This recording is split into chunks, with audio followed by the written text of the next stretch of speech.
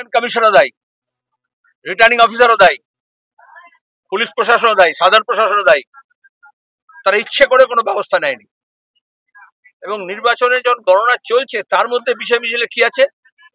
একটা মিছিল ছিল না, কাগজে যেরকম খবরে বলছে মিছিল থেকে বোমা ছোড়া হয়েছে, তা তো নয়, বোমা ছোড়ার জন্যই মিছিলটা করেছে। আচ্ছা, এখানে যা দেখলাম আমরা এই গ্রামে এসে পাড়ায় এসে, এখানে তো মিছিল আসার কথা নয়, এটা কি মিছিলের কোনো রুট হতে পারে? অপদার্থ পুলিশ, এখন এত এত পুলিশ আছে, আমরা সভা করবো কত পুলিশ আছে, তাহলে ওখানে পুলিশ কি করছিল? জানে এটা আগে থেকে কমপ্লেন আছে, তাহলে ভোটের আগের দিনই তো এদেরকে ধরে নেওয়ার কথা।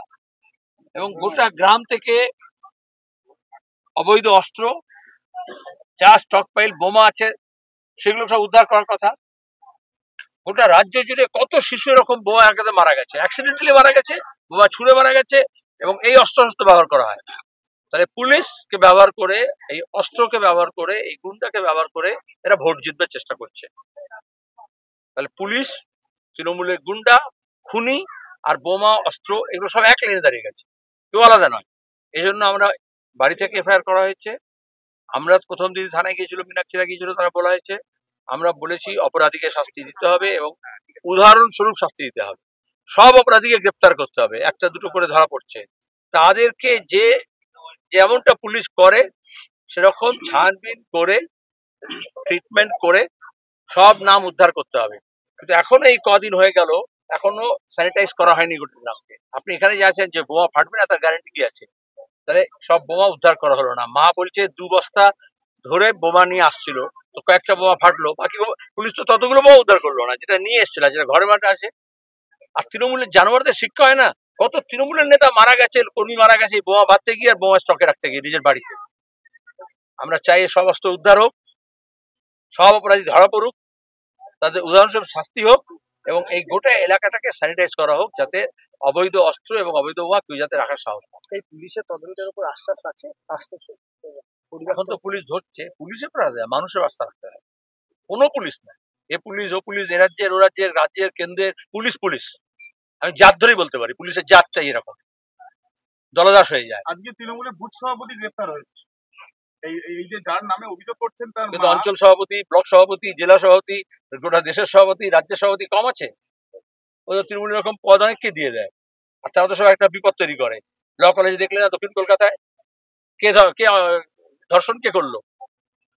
যাকে অভিষেক মমতার দায়িত্ব দিয়েছে ওই কলেজ পরিচালনা করার, সে ছাত্র নেতাও, সে আধিকারিক হোক, সে কর্মচারী হোক, সে আইনজীবী হোক, সে আবার পরিচালক মন্ডলী হোক, এইভাবেই ক্ষমতা কেন্দ্রীভূত করেছে বলেই পিসি ভাইপো এরকম অসংখ্য গাওয়াল শেখ জন্মাচ্ছে পাড়ায় পাড়ায়, আর তাদেরকে মস্তান বানানো হচ্ছে। একদিকে ওবিসি খতম করে দিচ্ছে, এরা সব ওবিসি নষ্ট শেখ, তাদেরকে ক্রিমিনাল বানানো হচ্ছে, স্কুল কলেজগুলো বন্ধ করে দেওয়া হচ্ছে। কিন্তু পরিকল্পনা, তৃণমূলের মমতা ব্যানার্জির RSS এর পরিকল্পনা, এই ধরনের লোকজনকে একটা ক্রিমিনাল কমিউনিটি বানানো হোক, আর তাদের টাকা দিয়ে, তাদের অস্ত্র দিয়ে, তাদের গন্ডগোল দিয়ে ওরা সব রাজত্ব করুক, সেখানে দাঁড়িয়ে সোনা পাচার করুক, গরু পাচার করুক, বিস্কুট পাচার করুক, সোনার যা কিছু করতে পারে। এটা একটা শুধু বোমা নয়, তদন্ত এই জন্য ঠিক মতো করা দরকার আছে, একটা থেকে আর একটা বেরোবে, বোমা থেকে অস্ত্র, অস্ত্র থেকে খুনি, খুনি থেকে তার সঙ্গপাঙ্গ, তার সঙ্গপাঙ্গে কোথায় তারটা কার সঙ্গে জড়ানো আছে, সবটা বেরোবে। ওই জন্য আমরা পূর্ণাঙ্গ তদন্ত চাই। কোনো ভোটেই পশ্চিমবঙ্গের এতগুলো প্রাণ যেত না। একটা উপনির্বাচনকে কেন্দ্র করে যদি একটা বাচ্চা মেয়ের প্রাণ চলে যায়, এর থেকে পরিষ্কার বোঝা যায় সরকার, ইলেকশন কমিশন এবং পুলিশ এরা তিনজন মিলে চায় যে ভোট নিজেদের খুশি মতো মানুষ যাতে না দিতে পারে, এবং সরকারের বহাল তবিরতে নিজের চেয়ার যাতে তারা গুছিয়ে রাখতে পারে, আর তার জন্য কিছু গুন্ডাদেরকে রাস্তায় নামিয়ে দেওয়া হয়েছে। আজকে ওনার মা পরিষ্কার বলেছে, তামান্নার মা, যে তামান্নার রক্ত এই মাটিতে পড়েছে, এবারে মোলান্দি পরিষ্কার করতে হবে। আসলে মোলান্দি মানে শুধু মোলান্দি গ্রাম নয়, মোলান্দি মানে গোটা পশ্চিমবঙ্গ। যারা গুন্ডারাজ করে বেড়াচ্ছে তাদেরকে খতম করতে হবে, নইলে আজকে তামান্নার মা বুক পিটছে, কালকে কার মা বুক পিটবে?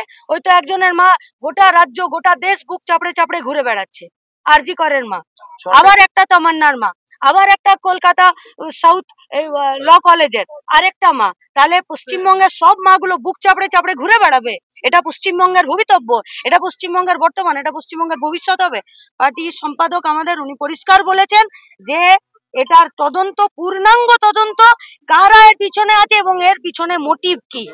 চেয়ারকে আঁকড়ে রাখা, তাহলে চেয়ারকে আঁকড়ে রাখতে গেলে গুন্ডাদের হাত ধরে থাকতে হবে, আর পুলিশ গুন্ডাদের মাথায় ছাতা ধরবে, এ পশ্চিমবঙ্গে চলবে না। পার্টি সম্পাদক পরিষ্কার বলেছেন, কারো উপরে ভরসা নেই, মানুষের উপরে ভরসা আছে, মানুষ।